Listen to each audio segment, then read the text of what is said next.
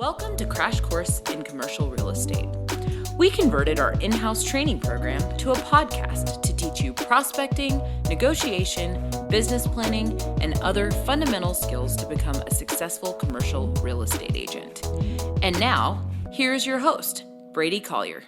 Welcome back. I am Brady Collier. I've got Kyle Cowan here with me, and we're training Shannon in commercial real estate sales. And so one thing that's very different from your previous experience, the other day we had Dan Williams on to talk about residential versus commercial. And one thing that's really different about commercial real estate than residential is how you start the negotiations on a deal. And so I want to take a few minutes today to talk about why in commercial real estate we use letters of intent prior to going straight to a contract or straight to a lease. And so with residential, anytime somebody wants to buy a house, they just write up a contract and submit the contract. But in commercial, Kyle, what percentage of your deals start with a letter of intent, either a letter of intent to lease or a letter of intent to purchase, prior to going to a purchase and sale agreement or to a lease? Yeah, 95%. 95% at least. The majority for sure. And just for sake of terms, yes, what's the difference between a letter of intent and a contract? Okay, so a purchase and sale agreement, or what we would commonly call the commercial contract, it's either a promulgated form with the Texas Real Estate Commission in the state of Texas, or it's an attorney drafted form. And it specifies every detail of how the transaction is going to go, who's paying what. I mean, I say every detail. If it's an attorney drawn lease, it may be 60 pages. Or if it's the Texas Real Estate form on the lease, how many pages would that be? 35? Yeah, depending 25? on how many exhibits you have. Yeah, 20 to 40, somewhere in that range. So that's the difference. A letter of intent is normally, for the purpose of this, we'll say a letter of intent is a 2 to 4 page summary of all of the major terms. So a letter of intent is a 2 to 4 page summary of all of the major terms. Would you agree with that definition? Those are good differences, but one of the biggest ones is that a contract or lease, once executed, is legally binding. Thank you. And so a letter of intent is not legally binding and allows you to move towards that next step of a legally binding document. And it says at the top, non-binding letter of intent, so that everybody knows this deal's not done until we get it onto a legally binding form. So that's a great point. I'm glad you brought that out. So the time to start with a contract is where there's a couple moments when you would do that, but primarily when the transaction is simple enough and there's few enough deal points where you can immediately go to a contract. And so you brought up residential. Almost all residential transactions are simple enough where you can start with a contract. The contract is it's all laid out and you're just determining price and your due diligence period, right? Mostly. There's a few other items, but you can go to a contract, they can counter the contract, and you're not caught up in the weeds. And all of residential real estate is traded on a promulgated form by the Texas Real Estate Commission, and every real estate agent in the city of Lubbock is going to use the exact same form to do that. And you can only change things in the little boxes of the address, the price, the financing terms, the due diligence, which they'll call the option period, the residential home warranty amount, the survey reimbursement. And you can only check boxes and fill in things. But a lot of times, commercial contracts and leases, they're traded in Word documents, and you can't practice law, but everything in there is editable. So it's a completely different process going to contract. And there is a promulgated Texas form for a lot of the farm and ranch and for unimproved property and for commercial, but a lot of deals are traded on attorney-drawn forms instead of promulgated forms, because in residential, attorneys never get involved unless there's a big dispute after the fact.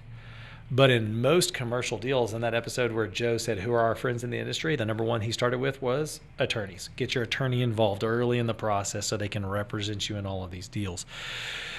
And so let's go back to why use a letter of intent. And so, Kyle, tell me the number one reason why a letter of intent is valuable when you're negotiating on a real estate deal. So if I were to start with a lease, it is so complex and there's so many deal points that we haven't discussed or agreed to. A deal would never come to an agreement. or it's so unlikely that it would come to an agreement that we're spending legal dollars and our time, as opposed to a letter of intent where I can lay out the primary structure of the deal, the rent, the delivery timeline, the work the landlord's going to do, how much money, or on a purchase, the price, the due diligence period, the earnest money. If we can't come to an agreement on those items, why would I jump to a 60-page lease? So it saves your time. It saves your client's money, because the client doesn't want to engage an attorney on all the fine points of the lease. And let me say, all of those fine points in the lease, that's something they're obligated to for the next 5, 10, 20. Right now, I'm negotiating a deal that has a 50-year primary term with 4 10-year options. It's a 90-year deal. They're obligated to that deal contractually for 90 years. So you get the attorneys involved on those details. But the letter of intent, it's like the 10, we always think of it as the 10 most important deal points, or 10-ish most important deal points. And if you can't, Kyle just said, if you can't agree on those, then you don't waste your time with that landlord, seller, whomever it may be, buyer, whomever it may be. And so sometimes agents want to cut straight to a contract, and I'll go back to them on a letter of intent and say, hey, let's get the major deal points worked out here before we jump into the purchase and sale agreement. Yeah, so on older shopping centers with, I don't want to say unsophisticated tenants, but inexperienced tenants, they may go straight to a contract because the landlord's going to say, here's the space, here's the rent, here's when your rent commences. And they're like, great, I agree. And the tenant will not have it reviewed by an attorney. They sign. And then for the next 5 years, because those are almost all 5-year deals. If it's office, a lot of times those will be 2-year deals because you're taking an office space exactly as it is, doing no modification, taking the carpet and everything. And if the landlord doesn't put any money into it and the tenant doesn't, they can do a super short-term deal, and it's good for both parties because all the tenant has to pay is move-in expenses. But on retail deals, you've always got to customize the space to the tenant's needs. So somebody's about to spend money. So either the tenant wants more term so they can amortize out those dollars over term, or the landlord wants more term because he just put that money in and wants to make sure they're committed for a longer period of time. Yeah, I'm into the weeds a little bit. Yeah, and so on a contract, on a purchase, a similar situation to that would be like a land purchase where you can do the LOI negotiations just verbally. You come up with a price. Hey, you're listed at this. We can pay this. And you have like this basically negotiation of an LOI verbally over the phone, and you move immediately to contract. Okay, so you can do that. For example, I had someone today call and says, I want land. This specific area, I've got a cash buyer. In that instance, you could just verbally negotiate. No, you can, but I would say it's more healthy to reduce it to writing in the form of a letter of intent. Once you get used to filling out a letter of intent, it takes you how long is it? Yeah, what? minutes. 10 minutes? Yeah. 10 minutes to change. You've used a letter of intent, and you're normally like, okay, what deal have I done recently most similar to that? Okay, I'll take this letter of intent, change these 2 names, this price, and then you send it to your buyer, and you say, does this reflect all the deal points you want to offer the seller? Because when you're doing it verbally, they're telling you, like the old game of telephone when you were a kid, you say something, it goes around the room, and things get lost in translation around the room. The letter of intent is also a way to confirm with your client that you're representing their goals exactly accurately when it goes to the seller's agent, for example, with your land buyer. So if it was me and I was you, especially on your first mini deals, reduce it to writing, do less verbally, and say, hey, you can do it verbally and say, hey, I'm just going to reduce this to a letter of intent and send it to you to make sure we're on the same page. And they're all going to say, okay, yeah, that's great. I'll present it to my client. And then they'll take the letter of intent, send it on. Yeah. And before you submit an LOI even, I call landlords all the time when I'm representing a tenant, and they'll say, well, what does your typical deal look like? And depending on who that landlord is, you disclose a certain amount, you set the expectations of what we're going to ask for, or you withhold certain things, just depending on how much you want the space and how hard you want to negotiate and how bad you want the space, how bad the landlord wants the tenant. But yeah, those LOIs you send over, I'll submit probably 50 to 100 LOIs this year that don't result in any transaction or deal that gets done. But I'll only negotiate a handful of leases that don't result in a transaction done, or at least on the buy side or sell side, at least go under contract. And so if we're going to move to contract or we're going to move to lease negotiation, everyone has a expectation that we're going to get there. Now, sometimes you still don't. There's things that come up in leases that aren't defined in the LOI that can kill deals, but it's a small number of issues as opposed to lease rate and how much money the landlord has to give you. You know, those will always kill the deal if you can't come together on those items. So with your buyer, on the, like, as far as how does this go in process, your buyer wants to go purchase a piece of land on South Indiana, and you know that they've done it before, and you say, well, how much are you wanting to offer? You know, well, the comp sport, say, oh, I think it's about $20 a foot. Okay. You say, well, I can send you a letter of intent, or would you prefer to use your form? And they'll be like, no, you just type it up in a letter of intent and send it to me. That's great. And then they're going to look at it and say, yeah, submit it. And with letters of intent, do you always get them signed when you submit them the first time? Never. You never get them signed. I mean, I say never, almost never. Almost never. Yeah. So you go. I didn't know that because Yes. I had my client do a DocuSign. Sure. Okay. And And a lot of people, a lot of people do that, and it's almost, it can be a negotiation tactic. Like, here's our LOI, and here it is signed. We're ready to move forward. And it's like, well, it's everybody a slow bolder, down. stronger statement to get it signed. When you just send it over, it's like, here's our term sheet. Here's what we're thinking. And they're like, and they redline it, and they take 4 minutes to redline it. Here's what we're thinking. And you go back and forth. So when you do get the letter of intent signed is whenever you have negotiated all the points in the letter of intent, and you're like, we have a meeting of the minds on this deal. And then you say, okay, well, we're going to go ahead and sign the letter of intent and send it over. And they're like, okay. And the reason is because you're going to take that signed letter of intent and you're going to send it to the attorney and say, we want to go to lease. Or you're going to use that letter of intent to type up the contract if you use the promulgated Texas form. And you know these are the things we had a meeting of the mind because it's signed. Both people said, yeah, we agree to all of these deal points. And then you want to take those deal points and you're going to move them into a contract. If it's a lease, most of the time you're going to send it to the attorney and let him move it over. But that's a good way to communicate to the attorney the deal points to start out on, wouldn't you say? Yeah, for sure. But what do you do if the other side of the transaction says, you know, you agreed to 3 months of free rent in the LOI, and they say we're not going to give any free rent now? What's your recourse? Like, what can you do about it?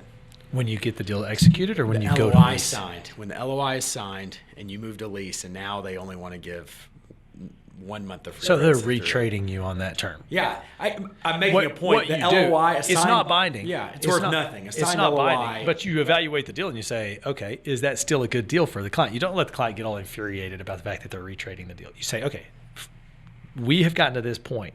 As the deal stands with 1 month of free rent as opposed to 3, is it still a good deal for you? Yes. All right, well, then let's move forward with it.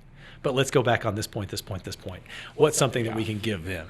Yeah, I'm just reiterating that LOIs are non-binding, and so a signed LOI isn't worth any more than an unsigned LOI. It's just a process of moving the negotiation forward. And the guy who trained me in the real estate business, he said, anytime your client, which is now DocuSign, but we didn't have DocuSign when I was a kid. And so whenever he says, anytime they pull out their pen and they go to and they see their name and they sign it, in their mind, they have moved their level of commitment to the deal up a notch. And then when they sign the next document, and they just keep recommitting to the deal over and over. So it is a process of testing their commitment and increasing their commitment to your deals. Okay. Letters of intent, contracts. Now, when it comes to the technical aspect of filling out a letter of intent and filling out a contract, you just need to come see me as your broker when you do that. That's not something that we can communicate through this type of training. Here is a good way to talk about theory and thought. But as far as the practical training, whenever you have a deal, you bring your letter of intent to me. We'll talk it through, whatever point means. And like we in years past have done lease training where Kyle works through our lease, and it takes hours and hours and hours to explain to somebody why each portion of the lease matters. So all of that very technical training we'll have to do when we're done with all of these videos. Yeah, and one thing on the LOI versus contract that's similar to that is, what do you include in the LOI and not include in the LOI as far as deal points? And obviously you include those major things, but in a lease, for example, there's so many things like co-tenancy and who's guaranteeing and exclusive use and all these things. I mean, I have some LOIs that are 10 pages long. It's almost like a mini lease, because if they're not going to agree to this, It's we're a not deal gonna be able killer. to move forward. But some of those things I like to leave out, because I want the landlord to take that level of commitment to move to lease before we bring up some things that we know are going to be. For example, personal guarantee versus a corporate guarantee.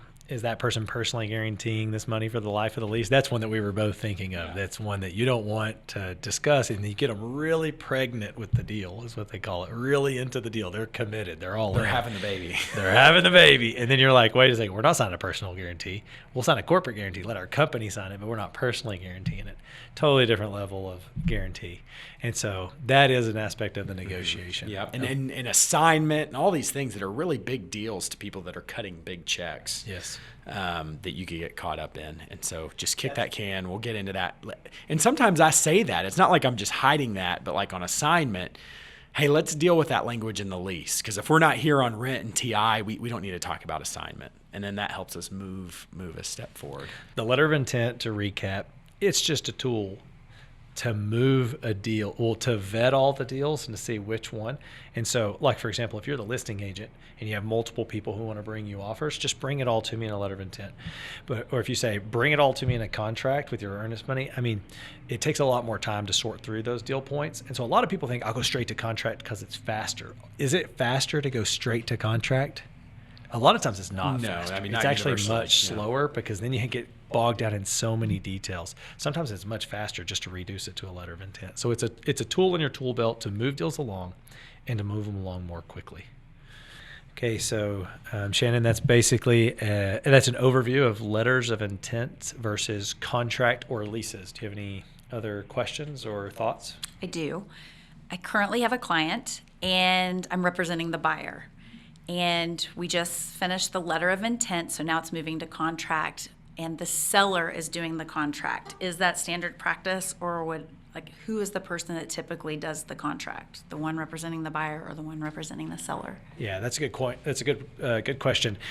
I'll take it back to the residential versus commercial because you have previous experience in residential. It doesn't matter in residential who controls the contract, is what we call it, controlling the contract, controlling the lease. And the reason is because it's a promulgated form every time. And so it's the same form on residential. And so it doesn't matter who types it up. Most of the time you want the other person to type it up to where you don't have to take the time to do it. In commercial, it matters a ton. And so, Kyle, speak to the value of when you move from the letter of intent to contract or to lease. Speak to the value of controlling the contract or being the first one to put your lease form out there. Yeah, so I think it's more important in lease negotiation than it is in contract, but I think it's important in both. And generally, the person that's going to draft the contract or lease is generally the larger of the two entities at play. If it's a big national REIT that's selling a property or buying a property that's publicly traded and there's so many clauses that they're required to have in the contract, generally they're going to require to draft it. If it's Starbucks, they have 3,000 or 4,000 locations across the country or more than that, they're going to want to keep it within their standard lease form. For example, if it's on a little space in a shopping center, the landlord's going to be like, we're going to use my form.